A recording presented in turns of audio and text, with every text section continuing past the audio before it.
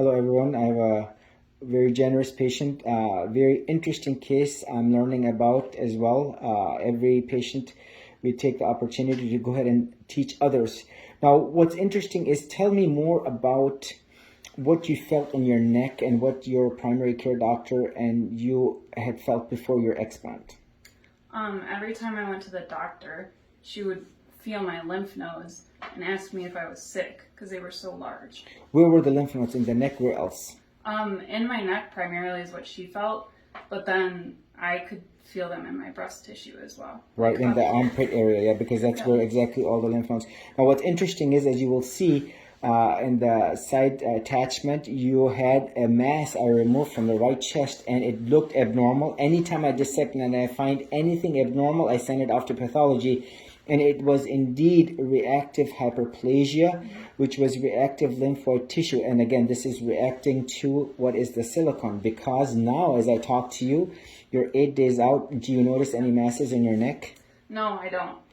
Okay. And it's awesome. And I didn't notice that until you told me what that mass was. And then it just made me think about what my doctor always telling me that. And I feel absolutely no lymph nodes at this point. Wow, so this was the reactive hyperplasia. Now, we will continue to see, because this is no, basically coincidence, but this is a direct before and after. Because we see clearly the CD30 stain that was done, there was no lymphoma, and this was indeed what is reactive tissue, and the fact that you don't feel this.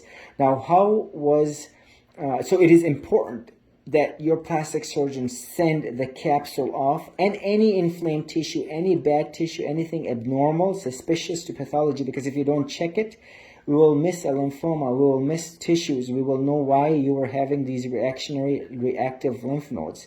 And if I ever run into anything, be I'm doing a tummy tuck or anything, I will send these off, because if you don't send, the eyes don't see what the mind doesn't know.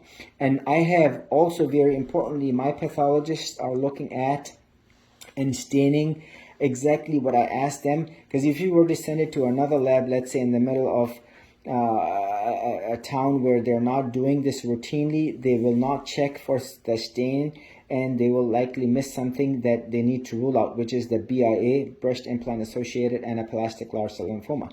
Now, how do you feel overall post-op, now 8 days out from your surgery? I feel really, really good. My head feels clear.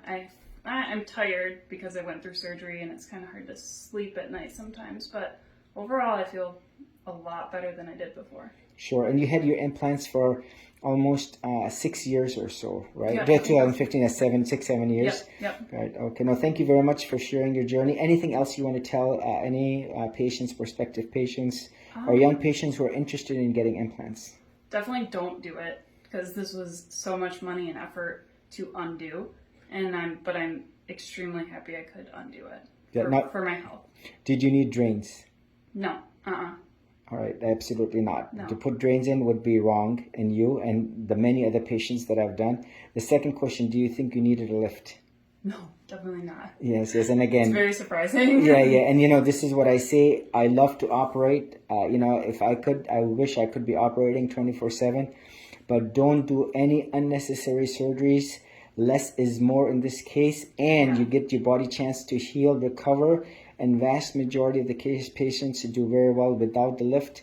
And if you ever do need one, let's say the 65-year-old patient, get it a year later just to let your body settle, and you have less problems and more defined of a surgery that will last a lot longer without any potential for complications. Thank you very much for allowing us to share, and I will tell you, this is 101. This is the second thing that the FDA has highlighted. Implants are associated with lymphoma, especially the textured ones, but also the smooth ones, and we can see that directly, definitively from you. Now, when you go back to your primary, obviously he will learn and he will see your pathology report, and he'll put the 2 and 2 together, and we'll continue to hear from you 6 months out, 3 months out, as to how you're doing and how your body has improved over the years. Yeah, thank you, Dr. Khan. You're welcome. Thanks.